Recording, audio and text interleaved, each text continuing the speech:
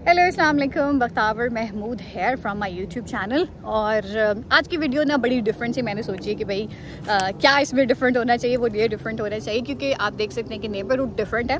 I am in US these days और मेरे पास जो है एक बड़ा स्पेसिफिक वीज़ा मेरा लगा था जो कि प्रॉबली मुझे आप कह लें कि तकरीबन 2 दिन के अंदर मिल गया था।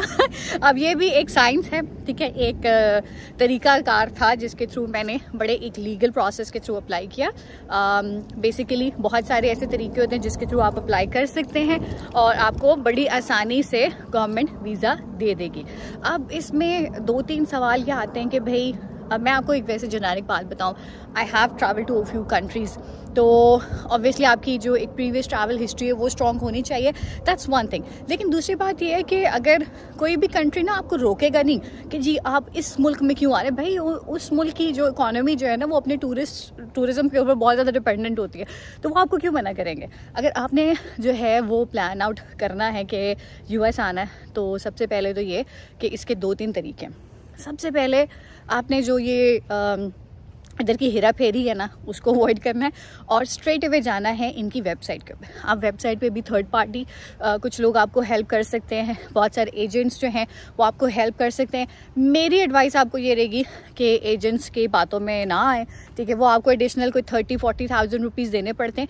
एक बेसिक सी एप्लीकेशन होती है, ठीक है, D-160 फॉर्म। ये होता है वो फॉर्म जिसको फिल करके आप बड़ा ईजिली जो है अप्लाई कर सकते हैं for US visa.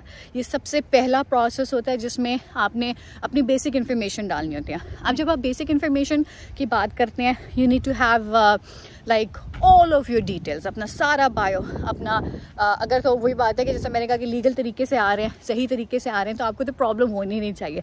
It means कि आपका रिकॉर्ड जो है वो स्ट्रेट अवे बड़ा आसान है।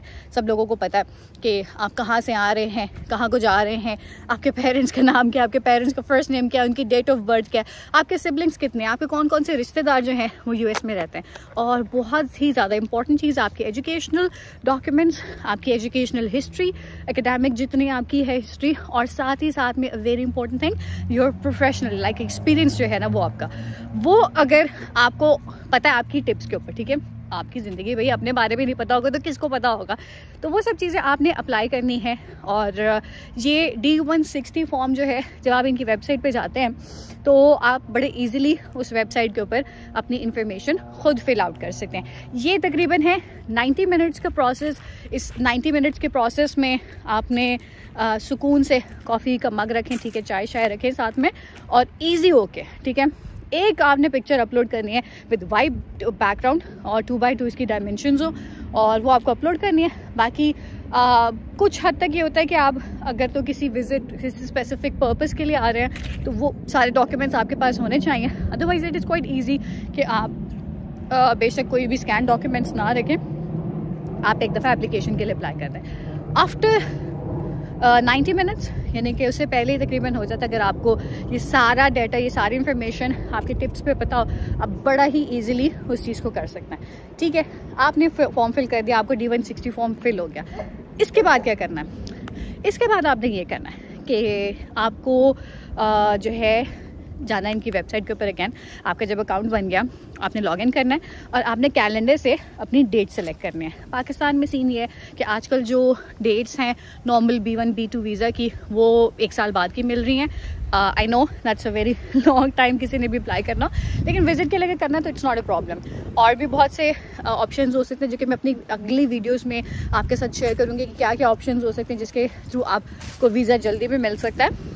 तो आप अप्लाई करें और जब कैलेंडर में आपकी डेट फिक्स हो जाए आपने उसको करना है कंफर्म, और कंफर्म करने के बाद आपके पास एक चालान आएगा, ठीक है। अब ये चालान वाली जो साइंस है ना ये बड़ी सिंपल है, पैसे देने हैं आपने। वो चालान जब आपके पास प्रिंट हो जाएगा, there is going to be a specific number, a reference number to your account. उस अकाउंट को जो आपने लेना है, ठीक है, उस नंबर को आपने लेके जाना है। इनका होता है जी UBL में, UBL अकाउंट, बैंक अकाउंट्स में ज़्यादातर इनकी फ़ी डिपॉजिट होती है। आपने UBL के बैंक में जाना है, उनको अपना रेफरेंस नंबर देना है, वो चालान फॉर्म देना है और पैसे सबमिट करवाने। विद इन 2 वर्किंग आवर्स आपका जो काम है वो हो जाएगा। बड़ा इजीली जो है आप जो है उस पूरे प्रोसेस को देख सकेंगे कि आपके पास एक कन्फर्मेशन आ जाएगी that your application has been like inserted into the process. ठीक है, ये करने के लिए आपसे कोई भी एजेंट जो है वो 40,000 तक ले सकता है, which is a very nominal rate. फिर तो अलहदा बात होती है कि जी और क्या क्या इसमें चीज़ें हो सकती हैं जिसको करना है या नहीं करना। So keep this thing in mind. और अगली वीडियो में मैं आपको फर्दर डिटेल से बताऊंगी अलॉन्ग विद स्क्रीनशॉट्स क्या क्या करना है, और मेरा वीज़ा कैसे लगा, जल्दी कैसे लगा उस वीडियो के लिए आपको इंतज़ार करना पड़ेगा। So stay tuned and do subscribe to my channel if you want such information.